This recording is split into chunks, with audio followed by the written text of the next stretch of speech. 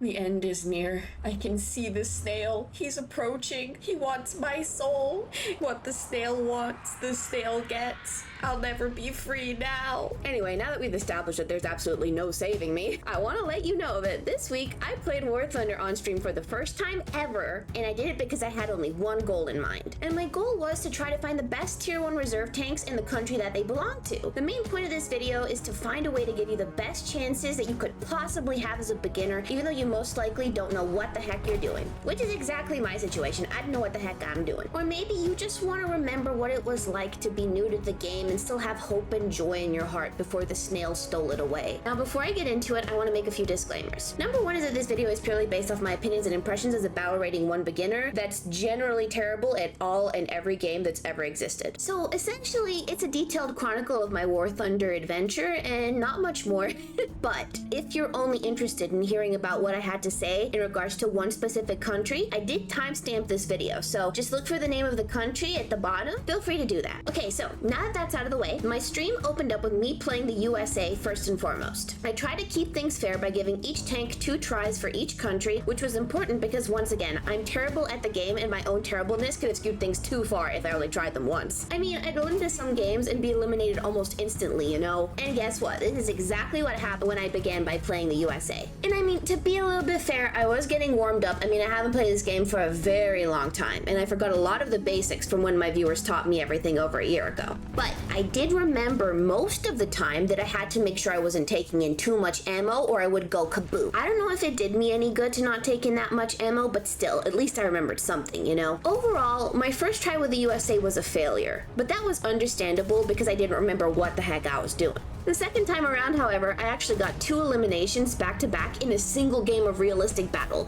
and I was using the M2A4. And I don't know if it was the tanks doing that I got those eliminations or my doing. All I know is that it felt good, and at the very least the USA had a good feel to it that made me feel confident and empowered. To sum it up, I think it could have been luck, but I think it was the spirit of an eagle of freedom possessing my soul and my tank and my very being. Okay, so after the USA, I moved on to Germany, and things felt a little less smooth to me. I think I just felt a little bit slower in my movements, which I personally didn't like, but that could have also been the map terrain. I really wouldn't know. I do think that most of my issue with Germany was just me being a big silly, and so I did fail the first try again. But the second time around, I did get a singular elimination, and it was using the PZ3B. I think that that's just an abbreviation, but you know, I don't know what the real name is, sorry.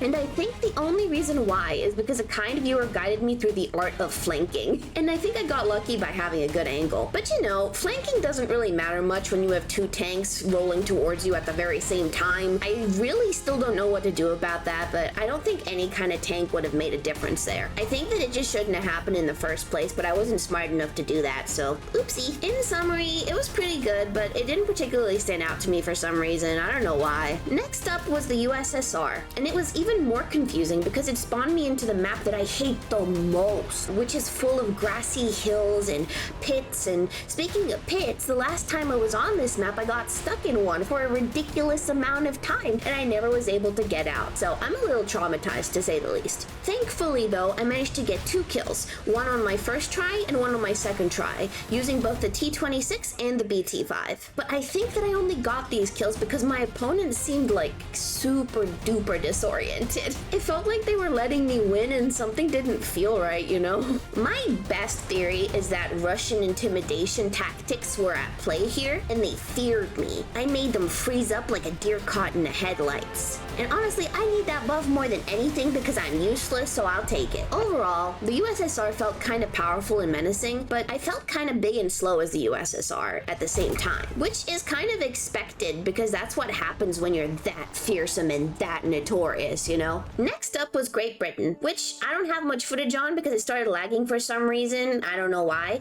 but during my first few tries, I tried a new strategy, and this strategy involved me following other tanks and trying to use them as big metal meat shields. Unfortunately, it didn't go according to plan though, and I learned that sometimes other people can lead me to my certain doom, which I mean fair because this is battle rating 1. Good news is that I did manage to get 2 kills on my second try with both the A13AK1 and the Tetrarch one. But again, I think it was attributed more to me hiding behind a rock, which was more about the power of cover more than in the power of tank, you know? The other elimination was attributed to positioning mostly again, because I knew that there was a tank behind a giant rock, and I decided to slowly go around the rock when they didn't expect me. So I think I just caught them by surprise, and boom, I was able to take them out. In general, movement and combat as the British felt pretty nice to me, so overall they're one of my favorites. Next up came Japan, and honestly, I have mixed feelings about it. I noticed that as Japan I'm incredibly fragile, but I'm also tiny and pretty speedy, which I enjoyed because it embodied my spirit and it kind of captured my zoomy energy. Only downside is that I got eliminated way too quickly, which is a big struggle as a new player.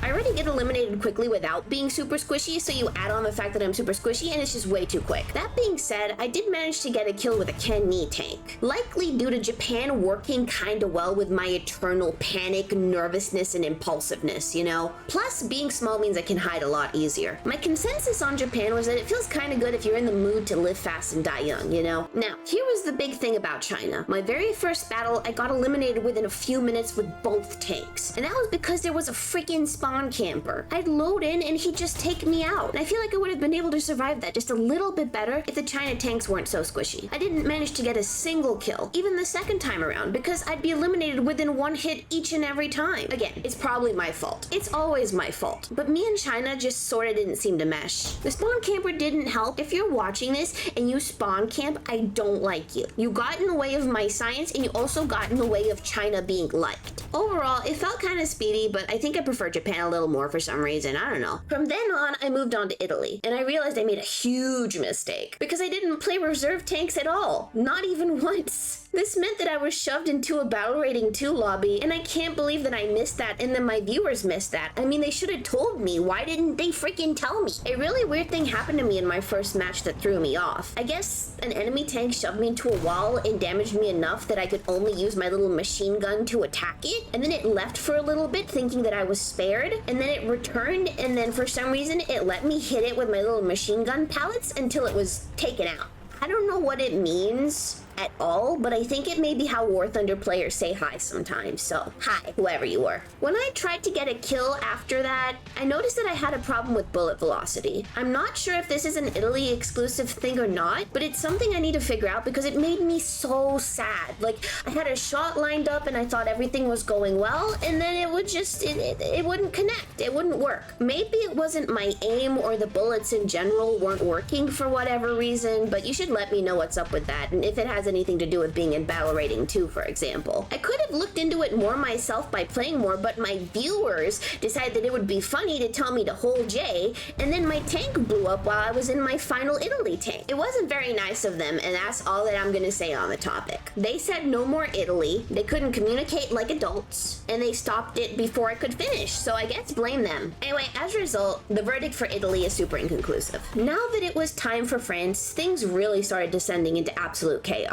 Everyone that was watching me was adamantly warning me about France the entire stream. They were begging me not to even touch France, not to play it, not to even look at it. They were so adamant about it that I even got stream sniped for both of my France games. It was probably just good Samaritans that wanted to protect me from France and its evil, nefarious nature. They tried to guide me, but alas, I was a clunky mass of uselessness no matter what they friggin' did. But we did have some wholesome interactions, and they took many, many bullets for me. I don't know how far I would have made it as friends without them, so I'll forever appreciate them. Overall, I think that entire experience made me jump on the France-hating bandwagon. It felt clunky and weird to me for sure. Now, the entire Sweden experience was a little iffy for me. The stream was drawing to a close and everybody was getting a little antsy, including me. The first Sweden game, I accidentally destroyed my first tank trying to go back to the screen where I could lower ammo, and then I accidentally destroyed my second tank because I listened to a viewer that told me to drive into the water,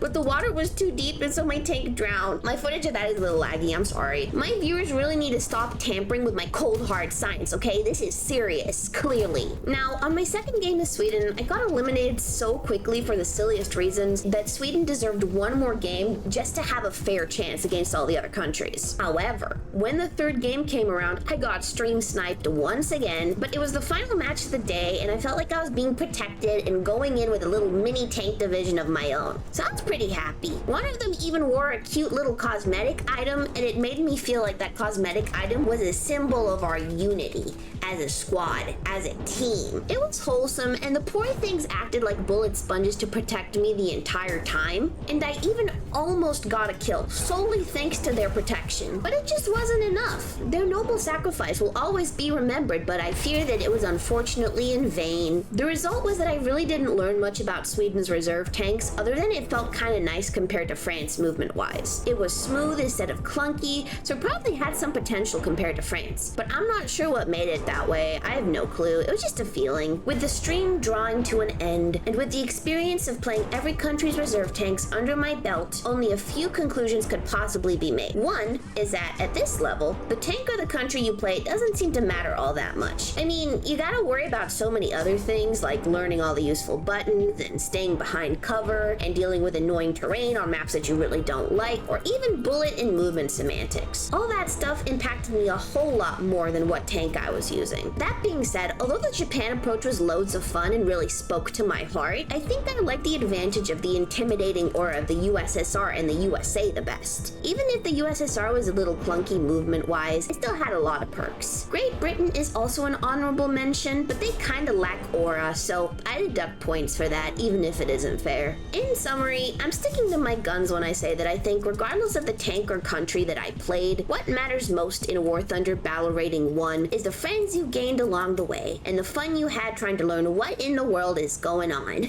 especially if your viewers misguide you or troll you sometimes. Be sure to subscribe and like the video if you want to see more War Thunder content, and tell me in the comments what you'd like me to try. Anything you want, really. I have another War Thunder stream planned for Monday on TikTok and maybe even Twitch. I'll drop a Discord link in the description of this video or on TikTok when it's ready, or maybe somewhere else. I'm not sure where it's gonna be. I know that I've been gone for a while, so if any of you are like my older viewers that returned to me after my really long break, thank you for coming back and still watching my videos. I really appreciate it. I swear I'm locked in this time and I absolutely won't disappear. I'm here to stay because the snail has me for good. I hope you all enjoyed the video and I'll see you again soon.